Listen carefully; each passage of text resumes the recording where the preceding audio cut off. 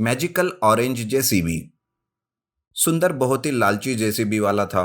गांव में बस उसका ही एक जेसीबी था, इसलिए वो गांव के लोगों से ज्यादा किराया लेता था।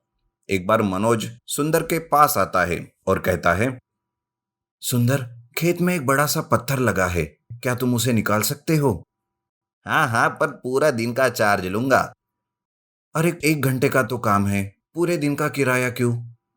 अरे, तेरे खेत में आऊंगा तो दूसरी जगह जाने के लिए देरी हो जाएगी ना, और वो काम अधूरा रह जाएगा। देखो, मंजूर है तो बोलो, नहीं तो छोड़ दो। सुंदर मनोज के खेत का पत्थर अपनी जेसीबी से निकालता है और मनोज से पूरा दिन का किराया लेता है। सुंदर हमेशा इस तरह से कम काम करके ज्यादा किराया लेने लगा था। साथ साथ वो रात के समय में चोरियां भी करता था। चोरी की बातें धीरे धीरे गांव में फैल जाती है। तब मनोज कहता है, अरे, कल मेरी गाड़ी पता नहीं किसने चुराई। कितने भी हिफाजत से रखो, गाड़ियां चोरी होती जा रही है। हाँ हाँ, सही कहा। उस दिन मैंने अपनी गाड़ी को जंजीर से बांधकर उसे बड़ा ताला भी लगाया था, फिर भी चोरी हो गई। उस वक्त सुंदर भी वही खड़ा रहता है और ऐसा नाटक कर रहा था जैसे कि उसे कुछ पता नहीं।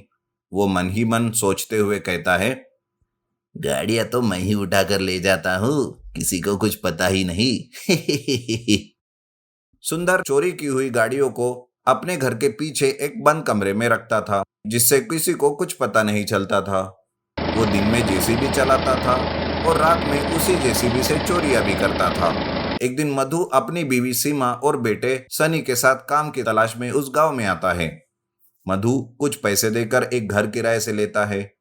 गांव में वो काम की तलाश में इधर उधर घूमता रहता है। तभी उसके ध्यान में आता है, अरे, इस गांव में तो एक भी फल की दुकान नहीं है, क्यों ना मैं अपनी एक फल की दुकान चालू करूं।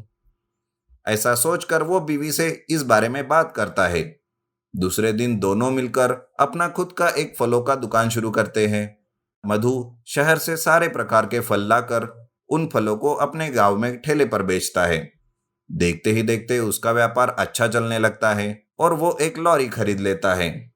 इस तरह से सब ठीक ठाक चल रहा था, पर उस लॉरी पर सुंदर की नजर जाती है और वो सोचता है, अच्छा, तो इस मधु ने गांव में आकर तरक्की कर ली है, आते ही नया लॉरी भी खरीद लिया। ठीक है बच्चों, देख लेता हूँ। सुंदर रात में अपना जेसीबी लेकर उस लॉरी को चुरा लेता है और छुपा कर अपने शेड में रख देता है। दूसरे दिन जब मधु अपने लॉरी को घर के बाहर नहीं देखता तो वो रोने लगता है। अरे, अब मैं क्या करूंगा, कैसे फल लाऊंगा? जमा किया हुआ सारा पैसा मैंने इसी लॉरी में लगाया था, अब मैं क्या करूं? हे भगवान! मधु और उसका परिवार परेशानी में रहता है। उसे कुछ समझ नहीं आता कि क्या करे। कुछ दिन ऐसे ही बीत जाते हैं, पर एक दिन वो अपनी दुकान से जब घर वापस आ रहा था, तब एक पेड़ के नीचे उसे एक भिखारी दिखता है। उसके पास मधु जाता है और कहता है, अरे बाबा, भूखे लग रहे हो, ये लो, मेरे पास कुछ ऑरेंजेस है, इसे खा लो। बेटा, तुम्हें कैसे पता लगा कि मैं भूखा हूँ? बाबा, एक इंसान की हालत दूसरा इंसान ही समझ सकता है। भिखारी वो ऑरेंजेस खा लेता है और तुरंत एक जादूगर में बदल जाता है। वो कहता है, मैं भैंस बदल कर यहाँ बैठा था बेटा, लेकिन किसी को भी मेरे ऊपर दया नहीं आई। तुम ही अकेले हो जिसने मुझे ये ऑरेंजेस खाने के लिए दिए। मैं बहुत खुश हूँ। बोलो बेटा, क्या चाहिए तुम्हें? मेरी लॉरी चोरी हो गई है, अगर वो मिल जाए तो अच्छा रहेगा।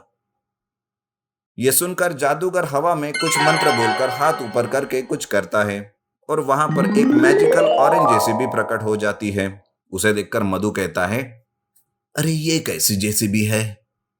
यह कोई मामूली जेसीबी नहीं, यह एक मैजिकल ऑरेंज जेसीबी है। आज के बाद तुम्हें शहर फलों के लिए जाने की जरूरत नहीं पड़ेगी। तुम्हारी दुकान हमेशा फलों से भरी रहेगी। तुम्हें तुम्हारी लॉरी भी मिल जाएगी। यह मैजिकल ऑरेंज जेसीबी ला देगा तुम्हें। मधु मैजिकल ऑरेंज जेसीबी लेकर घर आता है। आते आते जेसीबी देखकर लोग भी चकित हो जाते हैं। सुंदर भी उसे देख लेता है और वो कहता है, अच्छा बच्चू, तो लॉरी गई और ये जेसीबी लेकर आया। ठीक है, इसे भी गायब कर दूंगा। ऐसा सोचकर रात में सुंदर मधु के ऑरेंज जेसीबी को चुराने जाता है, लेकिन जैसे ही वो उस जेसीबी को हाथ लगाता है, जेसीबी अपने आप चालू हो जाती है और सुंदर को उठाकर ऊपर लेकर आती है। वो कभी उसे नीचे लाती तो कभी ऊपर लाती। इस तरह करके वो उसे मारने लगती है। उसकी शोर से सारे गांव वाले और मधु जाग जाते हैं। तब सुंदर मधु के पास दौड़ते हुए आता है और कहता है, अरे अरे अरे मधु, इस जेसीबी को रोक दो। मैंने ही तुम्हारी लॉरी को चोरी किया था। यही नहीं, सारे गांव की गाड़ियां भी मैंने ही चोरी की थी। लेकिन इस जेसीबी को रोक दो, वरना ये मार डालेगा मुझे। फिर वो मैजिकल ऑरेंज जेसीबी सुंदर के घर से चुराए हुए हर एक गाड़ी को बाहर लाता है। गांव वाले मिलकर फिर से सुंदर को मारते हैं और उसे गांव से बाहर निकाल देते हैं। उस दिन के बाद से मधु दोनों काम करने लगता है। इस तरह फलों को वो बेचता और गांव में कभी किसी को जरूरत होती तो अपने मैजिकल ऑरेंज जेसीबी से उसकी मदद करता। 8 व्हीलर ट्रैक्टर। मीरगंज नाम के शहर में छोटू और लल्लू नाम के दो दोस्त रहते थे। दोनों को भी काम करना नहीं आता था। वो जो भी काम करने जाते उसे सत्यानाश करके वापस आ जाते थे। गांव वाले भी उन्हें काम देने से डरते थे। एक दिन लल्लू छोटू से कहता है, अरे यार छोटू, हमें कुछ ऐसा करना चाहिए जिससे कि सारे शहर में हमारा नाम मशहूर हो जाए। हाँ रे लल्लू, तू सही कह रहा है। मुझे भी कई दिनों से ऐसा ही लग रहा है। मैं चाहता हूँ कि हमारा नाम अखबार की सुर्खियों में हो। दोनों ये बातें कर रहे थे कि उनके पास में बैठा एक आदमी अखबार पढ़ रहा था। अखबार में एक चोर की तस्वीर छपी थी और लिखा था कि वो एक मशहूर चोर है और उसे आज तक कोई भी पकड़ नहीं पाया।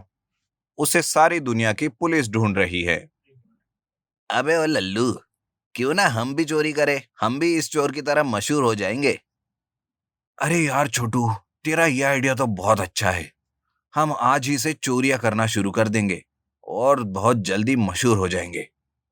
ये सोचकर वो दोनों उस रात चोरी के लिए निकलते हैं।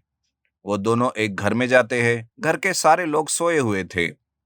घर के आंगन में एक बड़ी सी टोकरी रखी हुई थी। वहां से मुर्गी की आवाज आ रही थी। अरे लगता है इस टोकरी के नीचे मुर्गी है। चल इसे चुरा लेते हैं और बिरयानी बनाकर हमारी पहली चोरी का जश्न मनाते हैं। हाँ हाँ चल, बड़ा मजा आएगा। दोनों टोकरी के पास जाते हैं। देख, मैं टोकरी उठाऊंगा और तू झट से मुर्गी को पकड़ लेना, समझा ना? छोटू धीरे से टोकरी उठाता है। लल्लू टोकरी में हाथ डालकर पकड़ लेता है और कहता है, पकड़ लिया, मैंने पकड़ लिया। कल हम जश्न मनाएंगे। ऐसा कहकर वो धीरे से अपना हाथ टोकरी में से बाहर निकालता है। उसके हाथ में सांप था। छोटू सांप को देखकर, सांप! अरे ये क्या सा सा सा कर रहा है? देख क्या मस्त मुर्गी मिली है। यह कहकर लल्लू अपने हाथ को दिखाता है और जोर से चिल्लाकर उस सांप को फेंक देता है। सांप! सांप! अरे बाप रे! लल्लू की आवाज सुनकर घर वाले जाग जाते हैं और बाहर जाकर लल्लू और छोटू की पिटाई करते हैं। लल्लू और छोटू वहां से भाग जाते हैं। अगले दिन दोनों एक चाय की दुकान पर चाय पी रहे थे कि तभी वहां दो आदमी एक दूसरे से बात करते हैं। पहला आदमी कहता है, क्या तूने सुना है? जौहरी हीरामल के पास हीरे आए हुए हैं जिसका वो बहुत जल्द प्रदर्शन करने वाला है। हीरो का प्रदर्शन? इसमें कौन सी बड़ी बात है? ये तो अक्सर होते ही रहते हैं। ये कोई आम हीरे नहीं है, बहुत बड़े बड़े हीरे हैं। इतने बड़े हीरे किसी ने अभी तक नहीं देखे हैं। उसने उन सारे हीरो को अपने घर में रखा है। यह सुनकर छोटू और लल्लू वहां से निकल जाते हैं। लल्लू कहता है, अरे छोटू, सुना तूने? हम आज रात ही उन हीरो को चुरा लेंगे और ये शहर छोड़कर भाग जाएंगे। वो सब तो ठीक है, पर हम इतने बड़े बड़े हीरे कैसे ले आएंगे? हमें इसका कुछ इंतजाम करना पड़ेगा। इतने बड़े हीरो को लाने के लिए कुछ बड़े ट्रैक्टर की ही जरूरत पड़ेगी। चल देखते हैं। ये कहकर वो दोनों आगे जाते हैं। अरे ये देख, ये 8 व्हीलर ट्रैक्टर उन बड़े बड़े हीरो को संभाल लेगा। दोनों 8 व्हीलर ट्रैक्टर को लेकर वहां से निकलते हैं। छोटू, मैंने सुना है कि उस हीरामल के घर में एक बड़ा सा कुत्ता भी है। कुत्ते का क्या है, बिस्किट डालेंगे तो पड़ा रहेगा एक कोने में। दोनों उस रात 8 व्हीलर ट्रैक्टर में हीरामल के घर जाते हैं। वो ट्रैक्टर को बाहर रोकते हैं। अंधेरा बहुत था। दोनों दीवार चढ़कर अंदर की ओर छलांग मारते हैं। अरे रुक भाई रुक, पता नहीं ये चोर लोग कैसे दीवार छलांग मार के जाते हैं। हे भगवान, मेरी तो पूरी फट गई। क्या? तेरी फट गई? अरे दूसरी भी नहीं है पहनने के लिए, क्या करेगा? अरे चुप कर, मैं तो मुहावरा दे रहा था। अच्छा रुक, मुझे 2 मिनट बैठने दे। ये कहकर लल्लू दीवार के पास एक बेंच था, उसी पर बैठ जाता है और एकदम से चिल्लाता है, हाय रे मेरी बेस, हाय माँ। अरे क्या कर रहा है? क्यों चिल्ला रहा है? घर वाले जाग जाएंगे। हाय, क्या बताऊं, भरी जवानी में मेरी बेस का बज गया बाजा।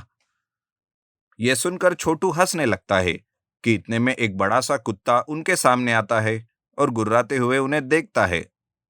अरे मेरे प्यारे, तो कितना प्यारा है, ये ले बिस्किट खा ले। अरे वो कुत्ता नहीं, कुत्ती है। अच्छा, मैं अरे मेरी दिलबर जानी, मेरी जान, मेरी प्यारी बेबी, बिस्किट खा ले और यही बैठी रहे, हम अभी आते हैं। कुत्ती बिस्किट खाने लगती है। छोटू और लल्लू आगे बढ़ते हैं। कुत्ती उनके पीछे पीछे जाती है। अरे तुम्हारी बेबी तो तुम्हें छोड़ ही नहीं रही है। अरे कमीनी चुप कर, चल भाग यहां से। दोनों वहां से भागने लगते हैं। कुत्ती भी उनके पीछे भागने लगती है। लल्लू भागते भागते गोबर में गिर जाता है। छोटू गुस्से से कुत्ती को देखता है और कहता है, देख बेबी, ये सब तेरी वजह से हुआ है। मेरा दोस्त गोबर में गिर गया। छी, कितनी गंदी बदबू आ रही है। कुत्ती चुप हो जाती है और छोटू को देखने लगती है। फिर एकदम से उस पर टूट पड़ती है और उसके बेस को कतर डालती है। लल्लू गोबर से उठकर गाना गाता है, भैया तू डिसाइड करियो, अब बीट चले या गोली, क्योंकि बेबी को बेस पसंद है। अबे बनकर कमीने, हाय हाय मेरा बेस, इस कुतिया को तो। दोनों जैसे तैसे करके उस कुत्ती को एक कमरे में बंद कर देते हैं और हीरे रखे हुए कमरे में जाते हैं। वो सारा कमरा हीरो से भरा हुआ था। हीरे चमक रहे थे। बहुत बड़े बड़े हीरे थे। वो दोनों हीरो को देखकर आश्चर्यचकित होते हैं। दोनों हीरो को थैलों में भरकर 8 व्हीलर ट्रैक्टर में रखते हैं और वहां से भाग निकलते हैं। इधर हीरामल नींद से जागता है और वो पुलिस को फोन करता है। पुलिस हीरामल के घर आती है और पूछताछ करती है। सर, सर मेरे हीरे ही नहीं, मेरा 8 व्हीलर ट्रैक्टर भी दिखाई नहीं दे रहा है। इसका मतलब है जिस किसी ने भी हीरे चुराया है उसने 8 व्हीलर ट्रैक्टर भी चुराई होगी। पुलिस सारे रास्तों की नाकाबंदी करती है। इधर लल्लू और छोटू आराम से 8 व्हीलर ट्रैक्टर में जा रहे थे। जैसे ही वो शहर के बाहर आने लगते हैं, पुलिस की नजर 8 व्हीलर ट्रैक्टर पर पड़ती है। पुलिस उन दोनों को रोकती है। क्या बात है सर, क्यों रोका? तुम दोनों बहुत बड़े वीआईपी हो ना, इसलिए रोका है। अरे सर, हम अभी वीआईपी बने नहीं, लेकिन बन जाएंगे। बहुत हो गया मजाक। ये ट्रैक्टर किसका है? ये किसी और की होती तो हम क्यों चलाते? ये हमारी है। पुलिस हीरामल के कुत्ती को आगे लाते हैं। छोटू कुत्ती को देखकर, अरे बेबी, तुम यहाँ? मैंने कहा ना, उसे तुम्हारा बेस बहुत पसंद है। पुलिस को हीरे 8 व्हीलर ट्रैक्टर में मिलते हैं। हीरो को और 8 व्हीलर ट्रैक्टर को हीरामल को सौंप देती है। छोटू और लल्लू को पीटते हुए पुलिस स्टेशन ले जाते हैं।